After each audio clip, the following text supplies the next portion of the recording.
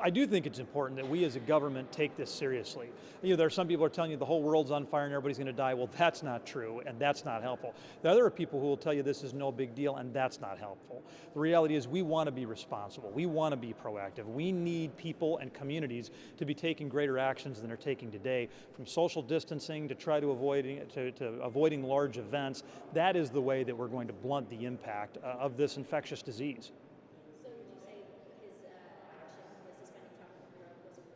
I think we want to make good decisions based on data, and I think right now we know containment is a really difficult thing to accomplish. That's why it is so important for us, whether we've got community spread in our community now, or whether we're going to have it soon, we want to be taking good proactive steps.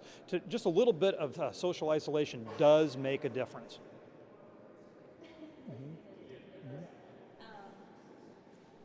So I also wanted to ask you about this bill, the stimulus package. Mm-hmm. Do you see it going through in its current form? How do you plan to vote on this? What do you think this? Well, we know that Congress can act in a productive and bipartisan way around coronavirus because we did it last week. We passed an $8 billion funding package, which was strongly bipartisan, that made sure we had additional money for vaccine development, that had additional money for tests, that provided $1 billion to state and local governments so they could do a better job responding. We can do this the right way. Unfortunately, so far, the Speaker has not chosen to act in a productive and bipartisan way. This has been a frustrating process for many of us who want to be involved, who want to be included, who want to make sure that we get our work done for the American people. I'm hopeful that the next few hours we're going to turn the corner and we're going to have an opportunity to develop a bipartisan solution. We need to. And if you do that the next few hours, then would that mean you're going to try to vote on that tonight, or do you think it's going to take more time? Sure. I think we need to take the time to get it right. Listen, there are a lot of smart people running around this town. It doesn't need to take us days.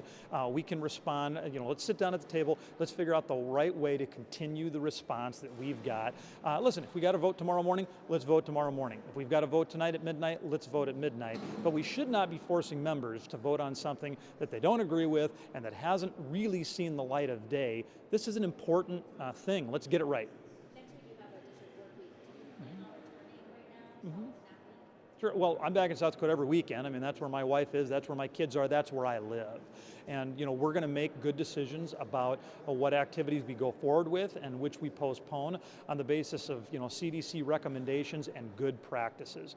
People should be checking out the CDC coronavirus webpage every day to get great, accurate information, and they should follow those recommendations. Now, Congress closed to the public today, April 1st. Do you see the members not coming back?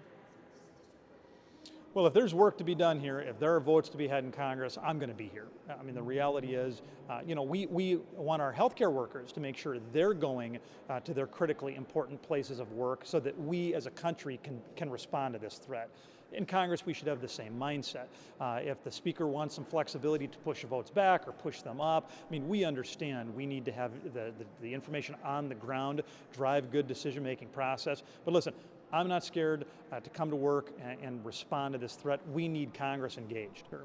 Everybody knows that we should be washing our hands and that we should be trying to keep some distance from people. I do think people over 60 with complicated health conditions, and frankly, anybody over 60, they need to take an additional step, additional precautions. They should avoid large crowds, like the CDC says. They should avoid non-essential travel, like the CDC says. And they should be extra cautious when it comes to making sure that they've got medications on hand if they have to be in their home for a few weeks.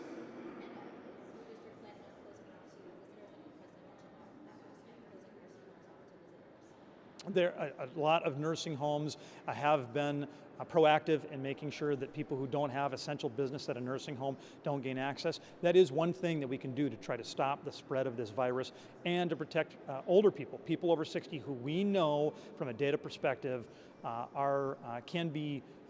this virus can be a lot more lethal for them.